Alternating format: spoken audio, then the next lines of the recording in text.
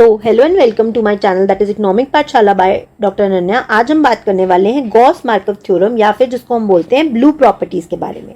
तो देखिए, आपको पता हमने एक नई सीरीज स्टार्ट कर रखी है जिसमें हम इकोनोमेट्रिक्स को बहुत बेसिक समझ रहे हैं और अभी तक दो पार्ट्स में हमने इकोनोमेट्रिक्स क्या है और हम पीआरएफ क्या है, एसआरएफ क्या है और ओएलएस एस्टिमेटर्स क्या है, ये सब हम समझ चुके हैं। तो अगर आपने वो वीडियोस नहीं देखी है तो मैं रिक्वेस्ट करूंगी कि पहले आप वो वीडियोस देखें, फिर इस वीडियो पे आएंगे तो बहुत इजीली आपको ये सब चीज़ें समझ में आ जाएंगी। तो आज हम बात करने वाले थे गॉस मार्कव थ्योरम की, जिसका दूसरा नाम है दैट इज ब्लू प्रॉपर्टीज।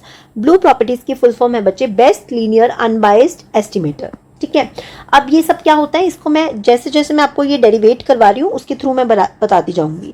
देखिए बच्चे, ये हो सकता है कि अगर आप कोई कॉम्पिटिटिव एग्जाम दे रहे हैं तो डायरेक्टली आपसे डेरिवेशंस नहीं पूछी जाएगी, लेकिन इसमें जो जो कॉन्सेप्ट यूज होने वाले हैं वो आपसे पूछ सकते हैं। तो मैं आपको रिक्वेस्ट करूंगी कि आप इस डेरिवेशन को जरूर देखें और प्रैक्टिस करें। बहुत मुश्किल नहीं है, बहुत ईजिली आपको समझ में आ जाएगी। तो आइए स्टार्ट करते हैं। तो सबसे पहला है लीनियर। तो लीनियर का मतलब होता है किसी भी एस्टिमेटर को हम लीनियर कब बोलते हैं, जब हम उसको शो कर सकते हैं as a combination of actual observations. तो देखिए बच्चे, एस्टिमेटर क्या होता है, पहले आपको ये समझने की जरूरत है। एस्टिमेटर क्या होता है, जब हम किसी भी वेरिएबल की एक्चुअल वैल्यू नहीं निकाल सकते तब हम क्या करते हैं, उसके एस्टिमेटर को यूज करते हैं। जैसे कि हमने y नहीं निकाला था, y हैट निकाला था, x नहीं निकाला था, x हैट निकाला था। ठीक है, तो और ये जो था इसको हमने क्या बोला था, हैट या कैप बोला था। ठीक है, ये चीजें मैं आपको ऑलरेडी बता चुकी हूँ लास्ट लेक्चर में। ठीक है, अब हमें इसको लीनियर प्रूव करना है। ये लीनियर की मैंने आपको टेक्निकल डेफिनेशन बता दी। अब मैं एक बार आपको डेरिवेशन समझा रही हूँ, जिसके बाद आपको बहुत इजीली समझ में आ जाएगा कि लीनियर का मतलब है क्या। ठीक है, तो देखिए बच्चे, बीटा टू कैप की वैल्यू है that is summation X I Y I upon summation X I का होल स्क्वायर। ये वैल्यू हमने लास्ट क्लास में बीटा वन और बीटा टू एस्टिमेटर्स की निकाल ली थी यूजिंग द ओएलएस मेथड। अगर आपने नहीं देखा है तो आप प्लीज जाके पहले वीडियो देख लीजिए। ठीक है, तो अब पीछे जो ये हिस्सा है ना जिसको मैंने मार्क किया है, इसको हमने क्या लिख दिया, इसको हमने डब्ल्यू आई से डिनोट कर दिया। हमारी कन्वीनियंस के लिए हमने इसका नाम चेंज करके इसको क्या कर दिया, डब्ल्यू आई कर दिया, और इसका नाम क्या कर दिया, के आई। जैसे हम घर में करते हैं ना, किसी का नाम बहुत बड़ा होता है तो एक छोटा सा निकनेम दे देते हैं, कुछ उसी तरीके से हमने इस वेरिएबल को हमने क्या कर दिया, एक छोटे वेरिएबल से हमने डिनोट कर दिया। ठीक है, तो आइए अब हम देखते हैं कि कैसे ये जो है ये वेरिएबल प्रूव होगा कि ये लीनियर है। ठीक है, आइए। तो बीटा टू की ये वैल्यू हो गई बच्चे, तो हमारे पास क्या आ गया, beta two cap is equals to summation W I Y I. छोटा वाई आई है तो प्लीज ये नोटेशंस देखिएगा कि ये जो है वाई आई हमारे पास स्मॉल में है। अब हमें छोटे वाई आई को क्या करना है, कन्वर्ट करना है बड़े वाई आई में। क्यों करना है अभी वो भी बताती हूँ। तो देखिए, इस वाई आई को हम क्या लिख सकते हैं, वाई आई क्या होता है, दैट इज एक्चुअल वैल्यू में से अगर हम मीन माइनस कर दे तो ये क्या आ जाता है हमारे पास, वाई आई, स्मॉल वाई आई। मैंने बताया था डेविएशन फ्रॉम द मीन, जो भी स्मॉल सबस्क्रिप्ट में हम लिखते हैं वेरिएबल को, it is nothing but the actual variable, और उसका डेविएशन हम कहाँ से ले रहे हैं, मीन से ले रहे हैं। ठीक है, तो इस वाई आई की जगह मैं लिख सकती हूँ बड़ा Y I minus Y bar. Please ये छोटा और बड़े जो अल्फाबेट्स हैं इनका बहुत ध्यान से देखिएगा। तो beta two cap is equal to summation W I Y I minus Y bar summation W I. Right, अब यहाँ पे हम लिख रहे हैं दैट इज ये जो है summation W I Y I minus जो Y bar upon summation W I है, इसको हमने लिख दिया कि ये जीरो है। अब हमें ये समझना है कि ये जीरो कैसे है। तो देखिए, summation W I is equals to, W I की वैल्यू क्या थी, X I upon summation X I square. कहाँ से आई ये वैल्यू, ये देखो यहाँ पे हमने लिखा था ना, इसको हमने सब्स्टिट्यूट किया था एज डब्ल्यू आई। तो अब जब आप इसका समेशन खोलेंगे तो क्या हो जाएगा, समेशन एक्स आई अपॉन नीचे क्या है, समेशन एक्स आई का होल स्क्वायर। अब स्मॉल एक्स आई मैंने बताया वर्ड, जहां पर भी स्मॉल वर्ड आ गया एक्स आई में, वो क्या है, X I minus X bar upon summation X I square. अब आपको पता है कि आपने मीन में ये प्रॉपर्टी पढ़ी होगी that the deviation from the mean is always zero. कोई भी आप नंबर लीजिए, उसका डेविएशन मीन से करेंगे तो वो हमेशा किसके बराबर आएगा, जीरो के बराबर आएगा। अगर आपको नहीं समझ में आया तो देखिए 1 2 3 4 5 ये 5 नंबर्स हैं, इनका मीन क्या होगा, 3 होगा। तो 1 minus 3, 2 minus 3, 3 minus 3, 4 minus 3, 5 minus 3, minus 2 minus 1 0 1 and 2। जब आप इसका सम करेंगे तो ये कट जाएगा और वैल्यूज किसके बराबर आ जाएगी, समेशन जो एक्स आई माइनस एक्स बार है, इसका समेशन जो है किसके बराबर आ गया, जीरो के बराबर आ गया। ठीक है, इसी को हम क्या बोलते हैं, समेशन एक्स आई। तो ये क्या हो गया, हमारा जीरो हो गया। इसीलिए जब ये जीरो हो गया तो ओवरऑल वैल्यू भी हमारी क्या हो गई, जीरो हो गई बच्चे। ठीक है, तो बस ये देखकर और हमने यहाँ पे क्या पुट कर दिया, जीरो पुट कर दिया। तो ये जो चीज मैंने आपको लिखी है ये तो समझने के लिए थी, और ये जो मैंने लिखा है अगर आप डेरिवेशन कर रहे हैं किसी अपने थ्योरेटिकल एग्जाम्स के लिए तो यहाँ पर प्लीज इसको ऐसे साइड में ब्रैकेट में लिखकर यहाँ पर एक्सप्लेन कीजिएगा। ठीक है, तो अब हमारे पास क्या वैल्यू रह गई, beta two cap equals to summation W I Y I ठीक है, ये हमारे पास बीटा टू कैप की वैल्यू आ गई। अब इसको अगर समेशन को खोलना है तो इसका क्या मतलब है, तो देखो बच्चे आई का मतलब है 1 2 3 टिल एन तक। तो अब हम इसको ओपन अप करेंगे तो क्या हो जाएगा, W1Y1 W2Y2 प्लस ये कहाँ तक जाएगा, WNYN। ठीक है, तो ये हमारे पास वैल्यू हो गई।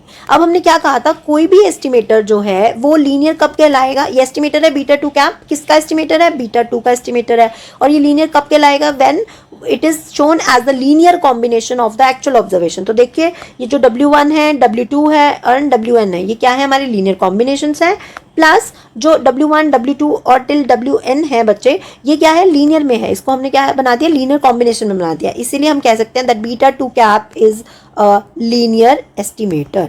ठीक है, तो फर्स्ट प्रॉपर्टी हमने इसकी प्रूफ कर दी। अब नेक्स्ट प्रॉपर्टी है, तो देखो लीनियर प्रूफ कर दी, अब नेक्स्ट प्रॉपर्टी हम प्रूफ करेंगे दैट इज अनबाइस्ड।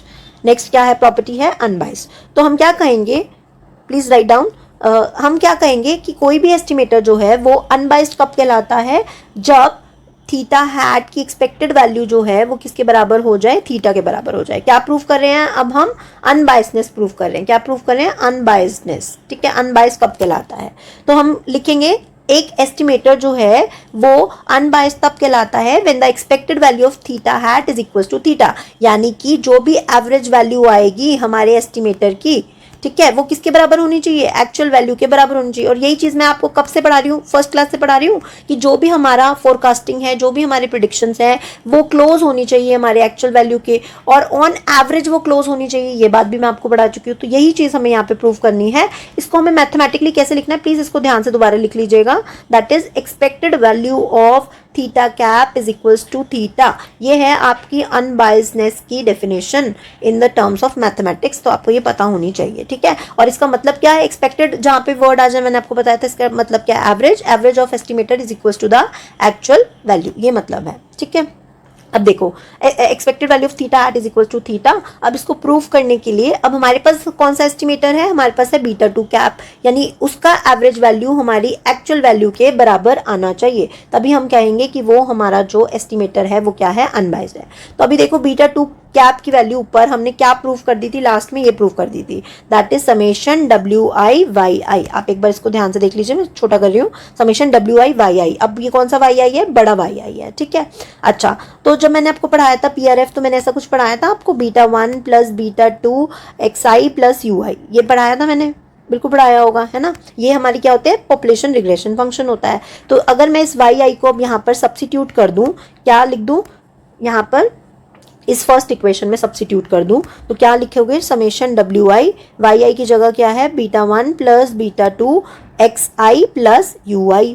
ठीक है, अब इसको आपने क्या करना है, सॉल्व करना है। सॉल्व कैसे करते हैं, देखो बहुत ही ईजी है, अब मैथ्स लगाना है आपको, इसको इससे मल्टीप्लाई करोगे, इसको इससे, इसको इससे और इसको इससे। ठीक है, तो आप देखो करते हैं, β2 cap is equals to summation WI/B1 plus β2 constant term बाहर आ जाएगी, XI/WI प्लस समेशन WI/UI। तो ये सब क्या हो गया, हमारी वैल्यूज आ गई। बिल्कुल ठीक है, बिल्कुल ठीक है।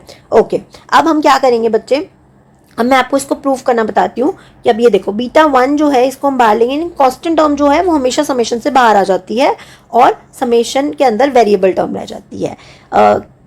ठीक है, और नेक्स्ट जो है वो हो गया β2 समेशन XI/WI। अब देखो XI और WI दोनों ही क्या है, हमारे वेरिएबल टर्म्स हैं, प्लस ये हो गया हमारे पास WI/UI। देखो कांस्टेंट टर्म बाहर क्यों ले सकते हैं, ऐसा इसको समझ लो एक बार। फॉर एग्जांपल आप किसी भी इक्वेशन में एक वेरिएबल है, कांस्टेंट है, 2x है, 3x है मान लो, या ऐसा ले लेते हैं, हम ऐसे कर लेते हैं 2x1, ठीक है, 2x2, 2x3 एंड मान लो ये 2x10 तक है। तो अब आप ये देखिए x1 x2 x3 क्या है, वेरिएबल है, और उनके साथ एक मल्टीप्लाई है कांस्टेंट टर्म। जब मेरे को समेशन में लिखना है तो क्या मैं ऐसे लिख सकती हूँ, 2 टाइम्स समेशन ऑफ x1 से कहाँ तक, x10 तक। तो इसको हम ऐसे लिख सकते हैं 2 समेशन XI। तो 2 हमने क्या कर लिया, समेशन से बाहर निकाल लिया। तो कांस्टेंट टर्म आप हमेशा याद रखना, हम इसको क्या कर सकते हैं, बहुत इजीली बाहर निकाल सकते हैं। ठीक है, ये जस्ट समझाने के लिए, ये सब आपको मेंशन करने की जरूरत नहीं है।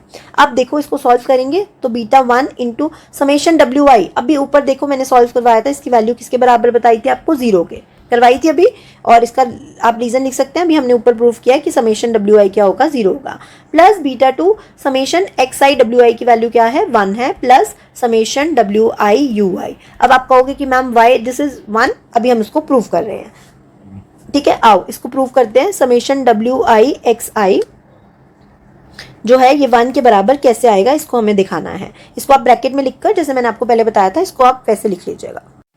तो देखो डब्ल्यू आई को क्या लिखेंगे, X I upon summation X I का square into sum X I is equals to, ये 1 प्रूव करना है, अभी कैसे कर रहे हैं वो बता रही हूँ, तो आप इसके आगे बेशक 1 मत लिखिए, इसको हम सॉल्व कर रहे हैं। अब देखो जो समेशन एक्स आई इंटू हमारे पास क्या हो गया, summation X I upon summation X I का स्क्वायर, ठीक है। तो अब समेशन एक्स आई जो है इसको हम क्या लिख सकते हैं, बड़े एक्स आई को क्या लिख सकते हैं। आप कहोगे कि मैम आपने तो ये बताया था कि स्मॉल एक्स आई जो है वो capital x I minus X बार के बराबर होता है, तो क्या यहाँ से मैं बड़े एक्स आई की वैल्यू निकाल सकती हूँ, बिल्कुल निकाल सकती हूँ, एक्स आई प्लस एक्स बार, तो ये इसकी वैल्यू क्या हो जाएगी, एक्स आई प्लस एक्स बार, ठीक है। किसी को कोई डाउट होना तो नहीं चाहिए, ठीक है, तो ये यहाँ पर हमने लिख दिया। तो अब ये क्या हो जाएगा, summation X I square plus x bar summation X I upon नीचे क्या है, समेशन एक्स आई स्क्वायर। अब इसको अलग अलग कर लो, summation X I square upon summation X I square, ये जो है ये दोनों के नीचे डिवाइड हो जाएगा, X bar upon summation X I upon summation X I का होल स्क्वायर। तो ये तो काट के क्या आ गया, 1 आ गया, प्लस अब आप देखो समेशन एक्स आई किसके बराबर हो जाएगा, समेशन एक्स आई 0 के बराबर होगा। क्यों होगा, अभी बताया था, deviation from the mean is always 0, ठीक है। तो ये बात लिखकर आप इसको क्या कह देंगे कि भाई ये जो है ये 0 के बराबर है। तो आप मुझे बताओ 1 + 0 किसके बराबर हो गया, 1 के बराबर हो गया।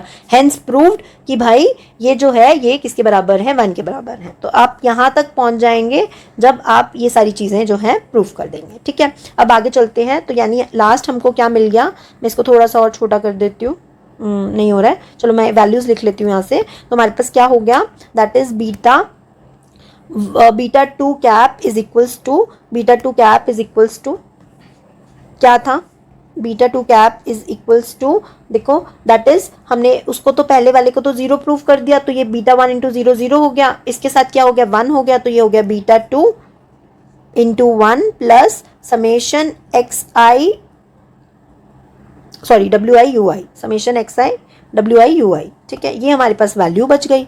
अब हमें क्या करना है, सॉल्व करना है। अभी हमने क्या बोला था कि कोई भी एस्टिमेटर जो है वो क्या होगा, वो अनबाइस्ड तब होगा जब उसकी एक्सपेक्टेड वैल्यू उसकी एक्चुअल वैल्यू के बराबर आएगी, यानी हमें क्या लेना है, एक्सपेक्टेशन लेना है, taking expectation on both sides, ठीक है। तो लिख लो फटाफट से, दोनों साइड्स पे आपने एक्सपेक्टेशन ली, तो expected value of beta 2 cap is equals to expected value of beta 2 plus क्या हो जाएगा, expected value of summation W I U I, ठीक है, ओके। तो expected value of beta 2 cap किसके बराबर हो गया, expected value of constant is always constant, यहाँ पे आप लिखेंगे expected value of constant is always constant. क्यों होता है, क्योंकि अभी समझाती हूँ, beta 2 is equals to beta 2, यहाँ पे आप लिखोगे expected value of constant is always constant.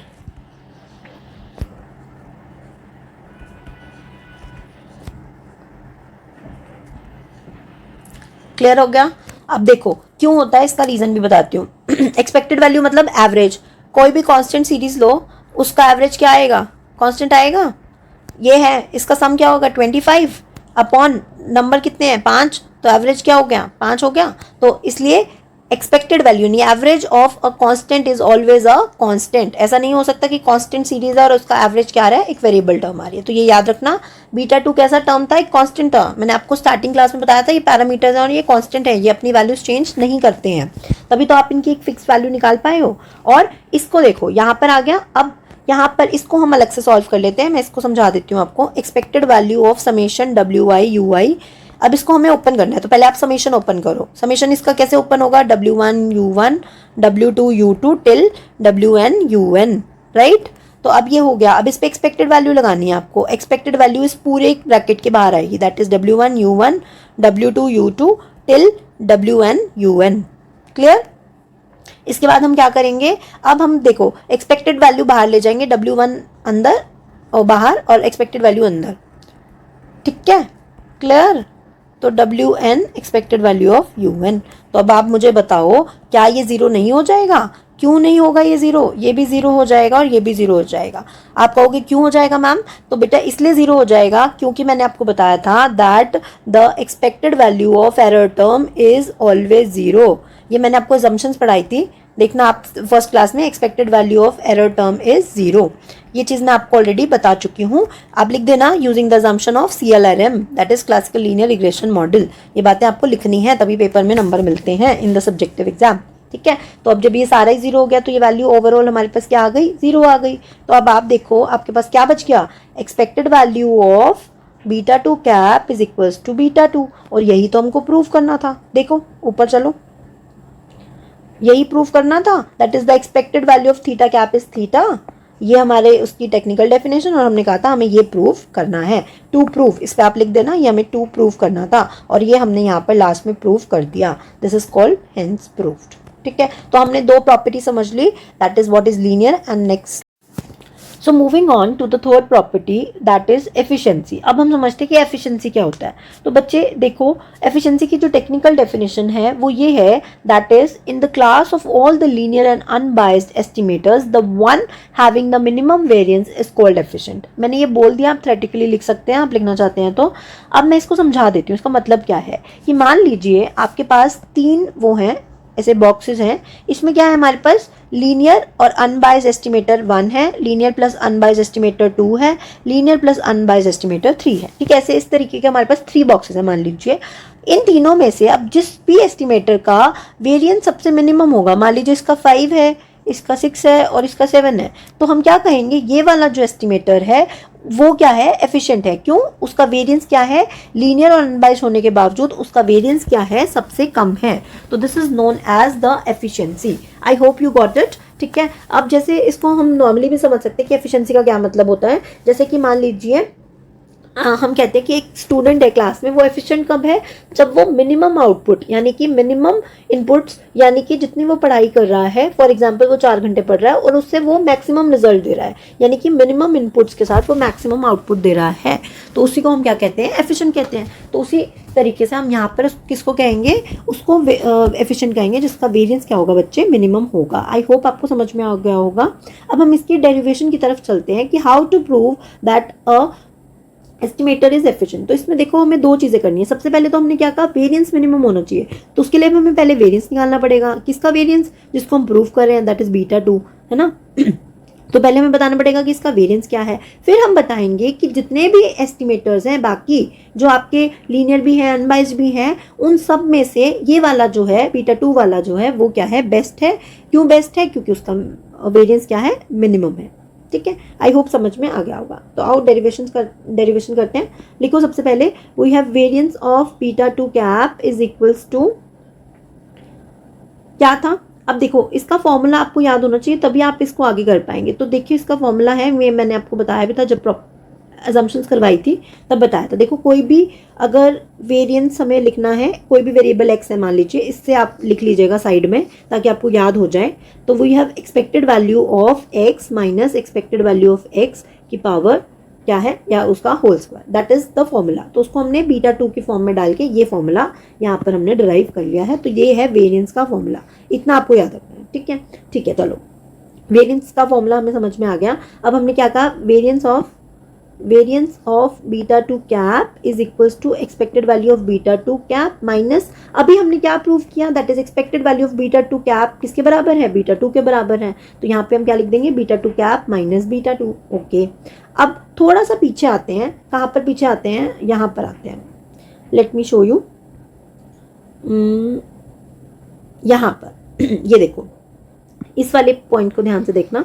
यहाँ से अगर मुझे किसकी वैल्यू चाहिए हो, अगर मुझे बीटा 2 कैप माइनस बीटा 2 की वैल्यू चाहिए हो, तो क्या वो समेशन WI/UI हो जाएगी? देखो ये वाला जो है इसको मैं यहाँ ले गई, तो क्या ये वैल्यू हो जाएगी समेशन WI/UI? तो आप कहोगे कि बिल्कुल मैम हो जाएगी। तो यहाँ से हमने निकाल दी, that is beta 2 cap minus beta 2 की वैल्यू हो गई समेशन WI/UI। तो अब आप यहाँ पे लिख देंगे expected value of summation WI/UI। लेकिन आप कहोगे कि मैम यहाँ पर तो स्क्वायर था, तो हमें यहाँ पे स्क्वायर लगाना है, वो भूलना नहीं है। ठीक है, ओके। अच्छा, यहाँ पर लिखना है कि वाई यू हैव मेंशन्ड, यहाँ पे आपको बताना है because expected value of beta two cap is equals to beta two. जो भी स्टेप लिख रहे हैं बिल्कुल उसको ध्यान से लिखना है, ठीक है।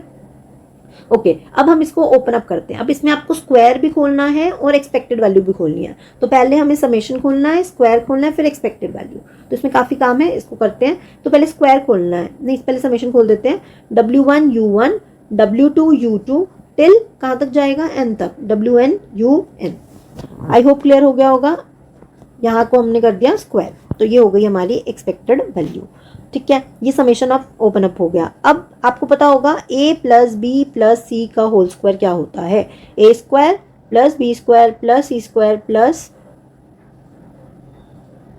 2ab 2bc प्लस 2ca, ठीक है। ये फॉर्मूला है, इसी का यूज़ करते हुए मैं इसको क्या करूँगी, सॉल्व करूँगी। तो अब देखो ये हमारे पास n टर्म्स तक है, तो n टर्म्स तक करना पड़ेगा इसको। एक्सपेक्टेड वैल्यू बाहर ही रहेगी और इसको आप लिखेंगे W1 square U1 square plus W2 square U2 square plus WN square UN square. अब ये कैसे हुआ, ये देखो बच्चे A क्या है, इसको देखो पहले ध्यान से। ये हमारे लिए क्या है, ये हमारे लिए A है, ठीक है। ये पूरा A है, तो इसका स्क्वायर करेंगे तो क्या हो जाएगा, W1 स्क्वायर U1 स्क्वायर, ठीक है। ये हमारे लिए B है, तो W2 स्क्वायर U2 स्क्वायर। ये हमारे लिए मान लो C है, लास्ट तक कर लिया हमने, तो WN square plus UN square, ठीक है। अगर ये आपको थोड़ा सा डाउट हो रहा है तो मैं इसको क्लियर करके लिख देती हूँ। प्लस ये हो गया WN square UN square plus, अब हमने क्या करना है 2AB, A क्या है ये है, B क्या है ये है, तो 2AB क्या हो जाएगा 2W1 U1 W2 U2, ठीक है। ऐसे ही यहाँ होता, अगर मान लीजिए यहाँ पे C होता तो क्या हो जाता 2W2 U2 W3 U3 and so on. अब जो लास्ट वाला होगा उसका क्या होगा 2WN UN, उससे पहले WN UN से पहले क्या होगा 2WN-1 UN-1 और WN UN। तो इस तरीके से हमारा ये लास्ट तक हो जाएगा। आपको ये लास्ट तक नहीं लिखना, अगर आपको ये नहीं समझ में आए तो इसको आप छोड़ भी सकते हैं, यहाँ तक करके डैश डैश करके छोड़ सकते हैं, ठीक है। अब हमें क्या करनी है, एक्सपेक्टेड वैल्यू लगानी है। तो अब आपको क्या करना है, W1 स्क्वायर बाहर करना है, expected value of U1 square plus, अब ये एक्सपेक्टेड सब पे जाएगा तो धीरे धीरे मैं इसको कर रही हूँ। W1 स्क्वायर बाहर आ गया, expected value of U1 square, W2 square बाहर आ गया, expected value of U2 square plus WN square expected value of UN square plus, अब 2W1 W2 बाहर आ जाएगा और expected value of U1 U2 हो जाएगा प्लस 2W2 W3 हो जाएगा और expected value of U2 U3 हो जाएगा एंड सो ऑन। ये हमारी पूरी लाइन बन गई, ठीक है। अब आप देखो, अब यहाँ पर ना हमारी दो अजम्पशंस लगेंगे जो आपने CLRM में पढ़ी है। पहली अजम्पशन क्या है, इसको ध्यान से लिख लो, एक जगह साइड पर कहीं पर लिख लो। क्या अजम्पशन थी सबसे पहले CLRM की, that the variance of the error term is equals to sigma square. That is हम ये मान के चल रहे थे कि हमारा जो मॉडल है उसमें होमोस्केडासिटी है। होमोस्केडासिटी मतलब वेरिएंस क्या है, इक्वल है, यही चीज़ हमने बोली थी। तो ये सिग्मा स्क्वायर के बराबर है, बिल्कुल ठीक है। ओके, वेरिएंस UI स्क्वायर हो गया। और ये वेरिएंस को हम ऐसे लिख सकते थे, expected value of UI minus expected value of UI का होल स्क्वायर। अभी देखो, जस्ट अभी आपको ये फॉर्मूला बताया, यहाँ पे कुछ भी वैल्यू पुट कर सकते हो, हमने यहाँ पे UI की वैल्यू पुट कर दी, तो expected value of UI minus expected value of UI whole square, ठीक है, क्लियर। तो ये हमने यहाँ पे लिख दिया फॉर्मूला। तो अब expected value of UI minus expected value of UI, अब एक्सपेक्टेड वैल्यू ऑफ UI क्या होता है, 0 होता है, अभी बताया था, mean of the error term is always 0, ये हमने अजम्पशन ली थी CLRM की। तो हमारे पास क्या आ गया, एक्सपेक्टेड वैल्यू ऑफ UI का स्क्वायर, यानी कि variance of UI is variance of UI square, no बच्चे, वेरिएंस ऑफ UI, सॉरी मैंने गलती से स्क्वायर लिख दिया, प्लीज़ आप इसको रिमूव कर लीजिएगा। Variance of UI is equal to sigma square. तो वेरिएंस ऑफ UI क्या हो गया, एक्सपेक्टेड वैल्यू ऑफ UI का whole square which is equal to sigma square, using the assumption कि हमने क्या मान के चला था कि हमारे मॉडल में क्या है, होमोसेडासिटी है। होमो मतलब इक्वल, स्केडासिटी मतलब वेरिएंस, ठीक है। तो ये एक पहली अजम्पशन हो गई, इसको एस्ट्रैक्ट मार्क करके या ब्रैकेट करके लिख लीजिए। दूसरी अजम्पशन जो हमने पढ़ी थी, that is the covariance between the error terms, covariance between the error term is 0।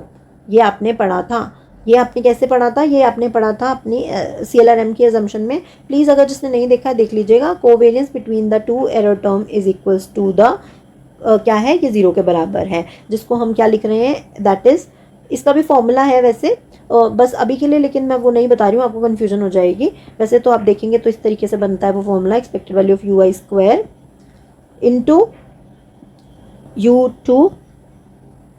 Okay, let me clear it, ये थोड़ा सा मेरे को इरिटेट कर रहा है, एक बार दोबारा से बता देती हूँ। कोवेरियंस का formula in terms of expectation है बच्चे, expected value of this U I लिख लो या U1 U2 लिख लो या UI UJ लिख लो, इसको थोड़ा सा और बेटर कर लो। Covariance of the two error terms UI UJ is equals to 0। ठीक है, ये एक्सपेक्टेड वैल्यू यहाँ से बनता है ये फॉर्मूला। किसी को नहीं समझ में आए तो बेशक छोड़ देना, ठीक है, समझ में आ जाए तो लिख लेना, expected of value of this minus into UJ minus expected value of UJ। ये कोवेरियंस का फॉर्मूला होता है, जहाँ पर ये 0 हो जाएगा, ये 0 हो जाएगा, इसलिए expected value of UI UJ is equals to 0। ये हमारा फॉर्मूला होता है। ठीक है, समझ में आ जाए वेल एंड गुड, नहीं आए तो बस ये प्रॉपर्टी लिखकर आप लिख देना कि ये सिग्मा स्क्वायर और ये 0 के बराबर है। अब आप देखो expected value of UI square यानी कि हमारा क्या है, वेरिएंस है, तो इसकी वैल्यू सिग्मा स्क्वायर, ये भी सिग्मा स्क्वायर, ये भी सिग्मा स्क्वायर, और ये क्या हो जाएगा, this is nothing but the covariance between the two error terms which is equals to 0।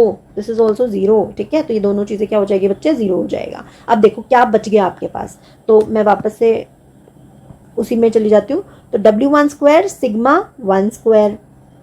अब देखो जो ये है U1 का तो क्या होगा, सिग्मा स्क्वायर ही होगा, है ना, तो हमने क्या लिख दिया, ये सिग्मा स्क्वायर ही होगा। ठीक है, इसको थोड़ा सा, ठीक है, तो अब ये क्या होगा, सिग्मा 1 स्क्वायर सिग्मा 2 स्क्वायर क्यों नहीं लिखा मैंने अभी बताया आपको, क्योंकि हम क्या लेकर चल रहे हैं, होमोसेडासिटी लेकर चल रहे हैं। क्या लेकर चल रहे हैं, होमोसेडासिटी लेकर चल रहे हैं, अभी हमने बताया। अगर हेट्रोसेडासिटी होती तो सबका क्या होता, एक अलग वेरिएंस होता, बट यहाँ पर हमने क्या कहा, सबका एक वेरिएंस है क्योंकि होमोसेडासिटी है। तो हमारे पास क्या हो जाएगा, अब W1 square U1 sigma square plus W2 square sigma square, ऐसे ही WN square sigma square. Clear हो गया, ओके, प्लस उसके बाद क्या है बच्चे, 2W1 W2 इंटू 0। अब मुझे बताओ किसी भी टर्म को 0 से मल्टीप्लाई कर दिया तो क्या हो गया, 0, फिर 0।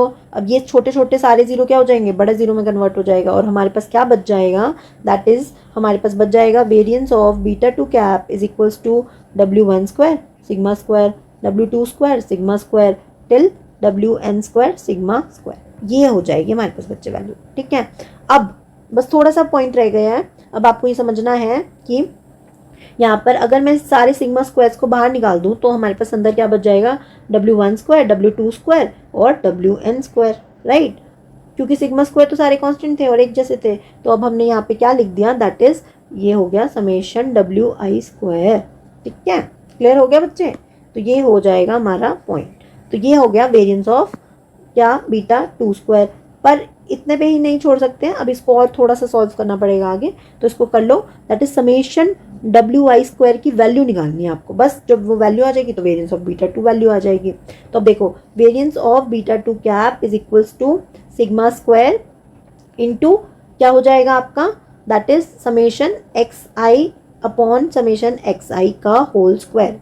ऐसा क्यों हुआ, क्योंकि W1 की वैल्यू जो है बहुत ऊपर, मैंने आपको ये चीज़ बता दी थी कि इसकी वैल्यू क्या है बच्चे, ये देख लो यहाँ पर हमने क्या कर दी थी, इसकी value XI upon summation XI square कर दी थी। तो बस आपको भी यही करना है, इसकी वैल्यू पुट कर देनी है। ओके, अब सिग्मा स्क्वायर और इसको जब सॉल्व करेंगे तो क्या हो जाएगा, summation XI square upon summation XI, नीचे स्क्वायर था ना, वो भूल गए, उसका स्क्वायर। ठीक है, अब sigma square upon summation XI square upon summation XI square का स्क्वायर यानी 2 की पावर इंटू 2 दैट इज 4। ये 2 है, ये 4 है, नीचे दोनों सेम है, तो क्या मैं इसको कट कर सकती हूँ, तो अगर 2 और 4 पावर है तो क्या हो जाएगा, आता होगा बेसिक मैथ्स, x की पावर 2 x की पावर 4, तो क्या हो जाएगा x की पावर 2 माइनस 4, बेस सेम है तो पावर क्या होती है, डिवाइड में होती है तो माइनस हो जाती है, तो x की power -2 that is 1 upon x square. तो हमारे पास क्या बच गया, 1 अपॉन सिग्मा आई का square that is sigma square upon summation XI square. ये आपके पास आ गई वेरिएंस ऑफ बीटा 2 कैप की वैल्यू। आई होप आपको यहाँ तक समझ में आ गया होगा। आज की वीडियो में मैं आपको इतना ही बता रही हूँ, इसका जो नेक्स्ट पार्ट है दैट इज हमें ये प्रूव करना है कि ये एफिशिएंट है, वो मैं आपको नेक्स्ट पार्ट में बताऊंगी, क्योंकि एक दिन में अगर पूरी डेरिवेशन करवाऊंगी तो आपके दिमाग में खिचड़ी बन जाएगी। आई होप आपको इतना समझ में आ गया होगा। अगर कोई भी डाउट है तो प्लीज़ कमेंट बॉक्स में नीचे लिखें। Thank you.